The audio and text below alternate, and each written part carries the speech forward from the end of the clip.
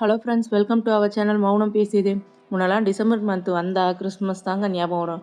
ஆனால் அப்புறம் கொஞ்சம் கொஞ்சமாக பார்த்தீங்கன்னா டிசம்பர்னாவே சென்னை தான். ஐயோ, சென்னைக்கு என்ன ஆக போகுதோ அப்படின்னு பார்த்துடணும். இப்போ சென்னைக்கு அடுத்து மழைனாவே தூத்துக்குடி, திருநெல்வேலி இவங்கள பற்றியும் யோசிக்கிற மாதிரி ஆயிடுச்சுங்க.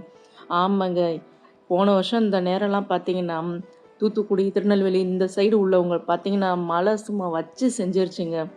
வீட்டை விட்டு வெளியில் வர முடியல. ஃபுல்லாக வீட்டுக்குள்ளே தண்ணி வந்துருச்சு. மாடி வீட்டில் இருக்கிறவங்களுக்கு வீட்டு சீலிங்லாம் லீக் ஆக ஆரம்பிச்சிருச்சுங்க.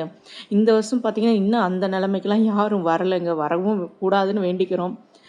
ஆனால் பார்த்தீங்கன்னா மழை அங்கங்கே பெஞ்சிட்ருக்குங்க. மோசமாக தான் இருக்குது. எல்லாரோட நார்மல் லைஃப், ரொட்டீன் லைஃப்பையுமே அப்படியே ஸ்பாயில் பண்ணிருச்சுங்க.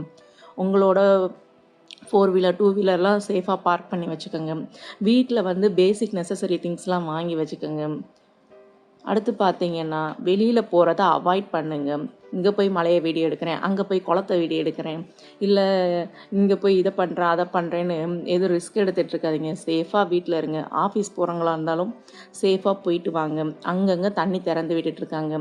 அதெல்லாம் கவர்மெண்ட் வந்து பார்த்திங்கன்னா தகுந்த பாதுகாப்பு நடவடிக்கை எடுத்து தாங்க இருக்காங்க. தேவையில்லாமல் எதுவும் சொல்கிறத நம்பி பயந்துக்கிட்டுலாம் இருக்காதீங்க. இது தூத்துக்குடி மாவட்டத்தில் உள்ள கோரம்பள்ளன்னு ஒரு பிளேஸுங்க. இங்கே வந்து பார்த்திங்கன்னா தண்ணி அது வந்து அதிக அளவு இருக்கிறதுனால தேவையான அளவு கவர்மெண்ட்டு கலெக்டர் அனௌன்ஸ் பண்ணிவிட்டு திறந்து விட்டுருக்காங்க. பாதுகாப்பாக தான் இந்த ஏரி இருக்குது. இதுலேருந்து தண்ணி வந்து தான் போன வருஷம் வந்து நிறைய பேர் பாதிப்படைஞ்சாங்க. ஆனால் இந்த வருஷம் நல்லா தாங்க இருக்குது. பயப்பட வேண்டாம் யாரும்.